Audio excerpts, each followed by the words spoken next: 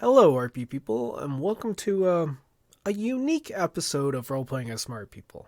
I'm sick but getting better. Scott's currently sick, and Finder is currently away on some sort of Black Ops operation that we are not allowed to talk about, and to talk about it would get us in trouble.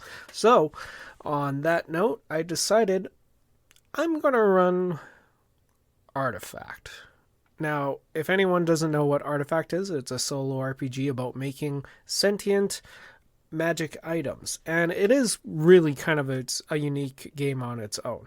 It's not exactly too long. It's only like like 30 pages or so.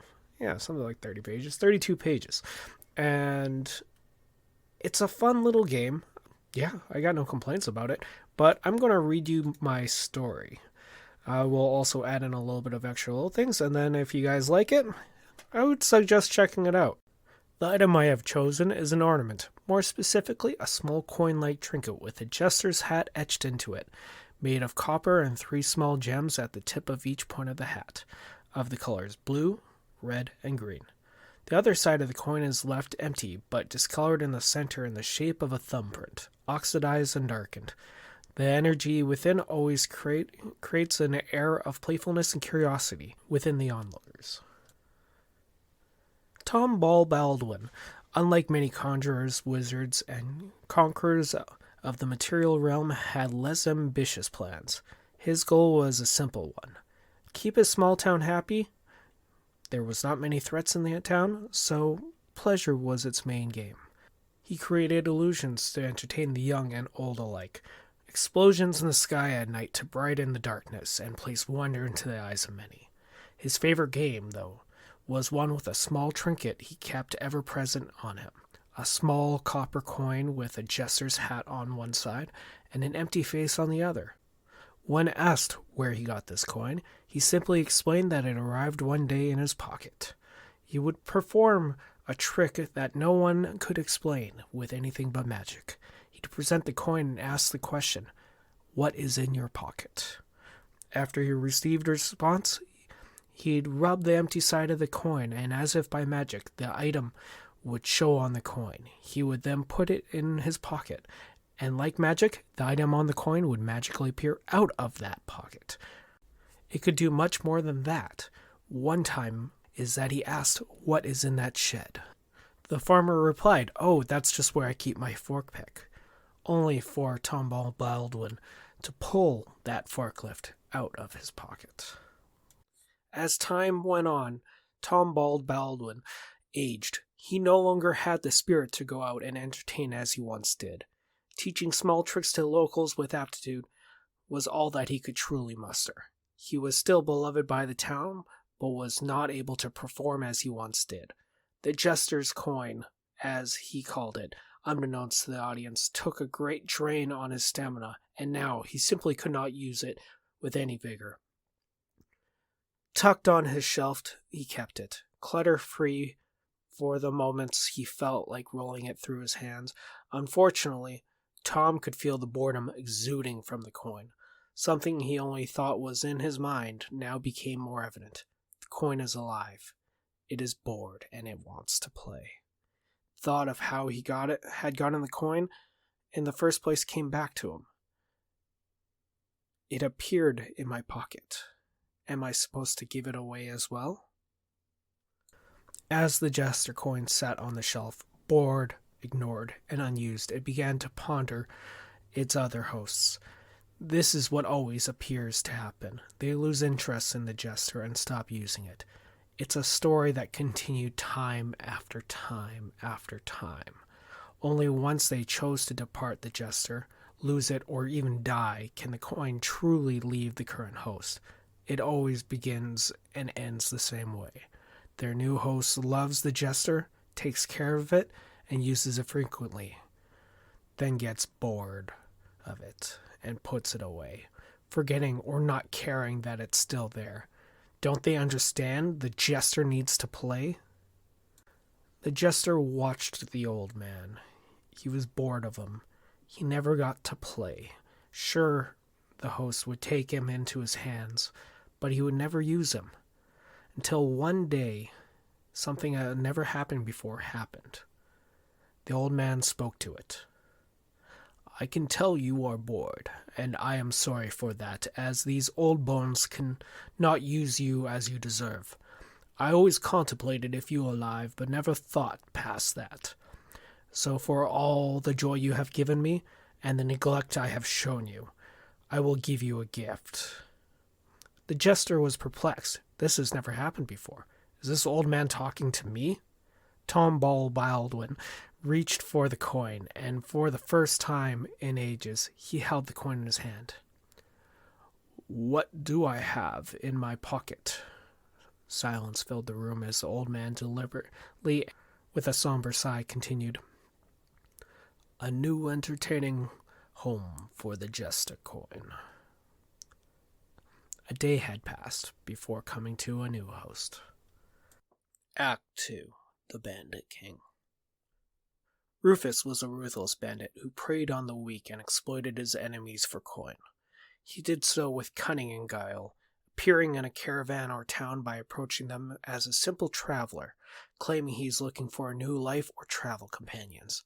Upon learning their strengths and weaknesses, but more importantly, what they have for him to take, he would then signal his men with a well-laid plan.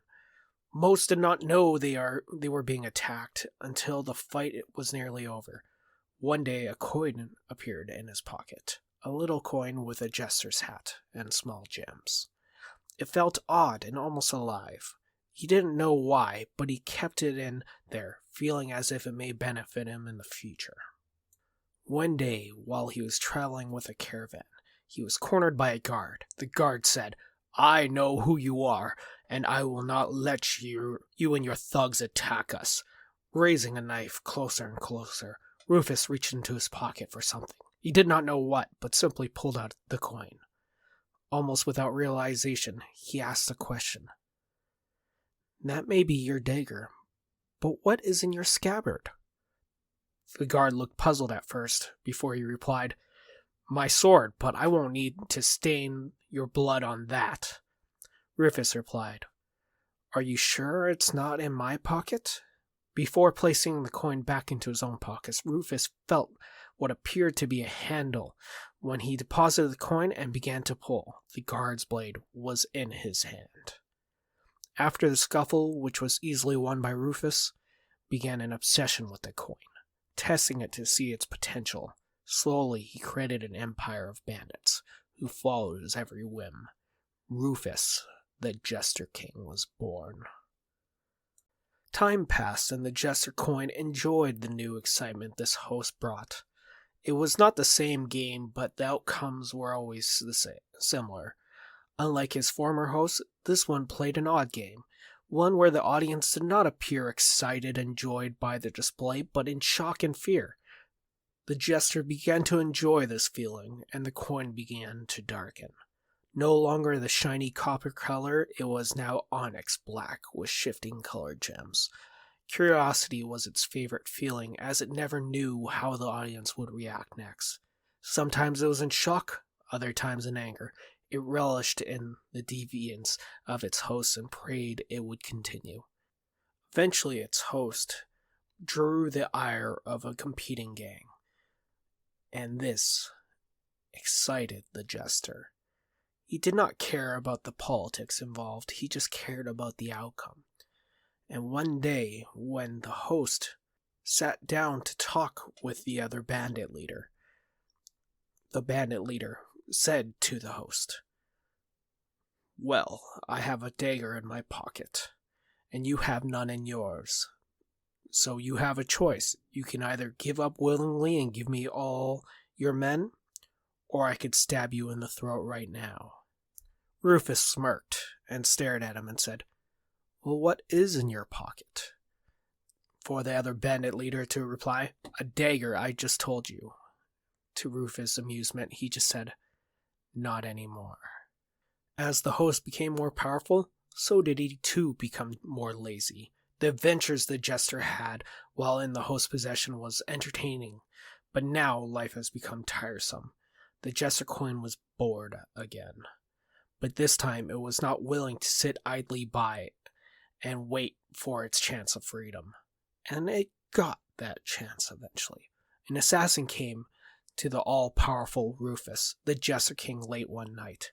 Rufus woke up and asked what was going on. The assassin only replied, "Well, I have a poison dagger. You will die slowly as you deserve." Rufus replied with a simple, "No, I believe the dagger is in my pocket." When he went to reach for the blade, unfortunately, it was blade first. The Jester coin is now free once more. Act 3. The Ruination. Finn and Frank were a brotherly duo of treasure seekers. But to call them treasure seekers may be overly generous, as grave robbers and thieves is a much better term for them. One evening the boys devised a plan to enter a family mausoleum. Guards situated outside with keys, presumably in the case in their office. How to access this box? Neither of the brothers knew. Unsure of what to do, the brothers then began to bicker back and forth, until, in defeat, Finn reached into his pocket and felt something that was not there before. He pulled out a small black coin with a jester's hat and gems inlaid into it. Frank and Finn both looked perplexed, and Frank said, "What, are you holding out on me now?" Finn, of course, had no idea, and replied with a simple, "I honestly have no idea where this came from. Maybe we could sell it." Frank laughs and replies, "Yeah, if only we could sell it for those guards' keys. A lot more than what that piece would be worth." Finn stared at the jester coin a moment longer before looking at his brother. "What is in the guard's box?" Frank looked confused at first, but replied, "Probably the keys to the mausoleum. We both know this. Come on." Finn then takes the coin and places it into his pocket. The jester was excited to see its new host. The boy seemed to be one that could explore new adventures for the coin. Sadly, the jester was wrong. It appeared he did not have the imagination needed, or he was being hindered by his brother, whose plans were simple and boring. Not the rush that the Bandit King had given him. It reminded him of a simpler time with an old wizard who used it for tricks. This was not entertaining in the slightest. The jester began to resent this young boy Finn and the brother, and at the same time the brother Frank began to resent Finn. Why could he not have the coin? Why is it only Finn? One day Frank argued with Finn, back and forth trying to pry the coin from Finn. In return, Finn used the jester coin to steal something dear to Frank: his own beating heart. After this, Finn began to shelter in, becoming more and more increasingly paranoid and vindictive, just as the coin had grew to be as well. Finn was noted in town talking to himself, and any that so much crossed him died shortly after. No one could explain what happened to the victims. They simply dropped dead.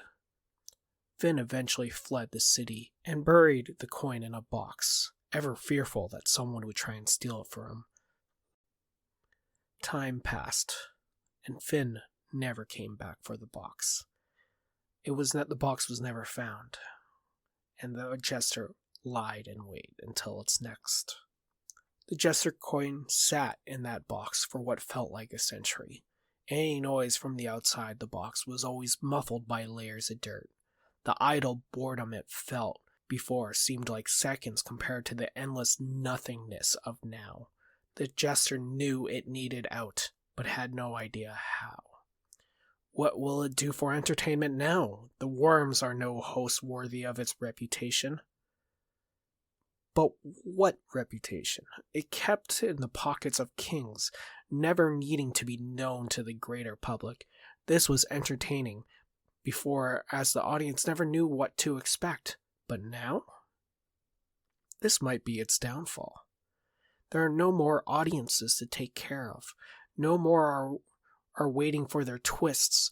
Endless boredom was all it could see in its future, stuck in Mother Earth. Yes, that's what they called the ground they lived on, Mother Earth. Mother must be my new host, as she has been looking for a way to trick those humans that have been treading on it, destroying its land and creating it their own. Mother Earth will need its own tricks, and its pockets are deep. Deeper than any host before. Call out, Mother. I will unbury what you wish to show and throw the keys to mortal civilization into your deep pockets. Call me once, and I'll be yours till you give me away or die. Well, that was the end of my story. I hope you guys enjoyed it. After reading through the game, I will say I enjoyed it. I don't know how much playthrough you can actually get out of this. You'll probably get bored after a while, but it is a really good prompt for if you're trying to create any items or weapons or anything for your own players. Yeah, players. And you really wanted to have a really cool backstory. It also has like a bunch of audio files, which is really fucking cool. So that like when I was taking a break and I was like Centuries, okay, it told me to like sit for 10 minutes and play one of these tunes. And I was like, all right. And the music itself, it's nice and peaceful. I can see it as a really kind of a meditative style game. And I think it's only like $10. So it's kind of worth getting if you like doing these kind of things. Of course, if you don't like writing and you don't like coming up with backstories, it probably isn't your cup of tea. But yeah, I highly recommend it. My only actual, I got like 2 mini complaints, and I don't even want to use the term complaints. Like, it is only 32 pages, but I feel like the layout could have been a little bit better. It really makes you jump back and forth. And I didn't really enjoy that part of it. My other one is, due to the fact that there's no dice, no cards, no nothing like that, you kind of pick where it goes, which is not necessarily bad. But I would really like an option where it's like roll a d8, so it really kind of prompts you to do the questions for you. Of course, you can do this yourself, but having that little bit added into the book, I feel like would allow it to have a little bit more longevity and put you into situations or things that you didn't think of. Right now, you really need to know where you're going. And those questions, after you read them, you kind of pick which one is tailored best to the situation that you're writing. And I know myself, I have trouble hopping off of that kind of train. So if there was a way to randomize, I think it would be a little bit cooler. Of course, like I said, you can make it yourself. And these are very minimal complaints. But besides that, folks, I really hope you enjoyed this episode. It is something I've never done before, and you could probably kind of tell that. But yeah, it was a lot of fun. Again, shorter episode, I know, but I had fun doing this. So I hope you guys enjoyed it, and next week we should be back to our normal programming. Like I said, I'm sick, Scott's sick, Finder's in some sort of Black Ops mission that we're not allowed to talk about. And yeah, talk to you guys next week, and see you soon. Oh, and one last thing that I recommend to people when they're writing anything, especially if they plan to talk about it, don't pick a name like Tom Baldwin when you have trouble saying it yourself for a podcast. That was dumb on my behalf. But then again, I'm only role-playing as a smart person, right? Thank you. Bye-bye.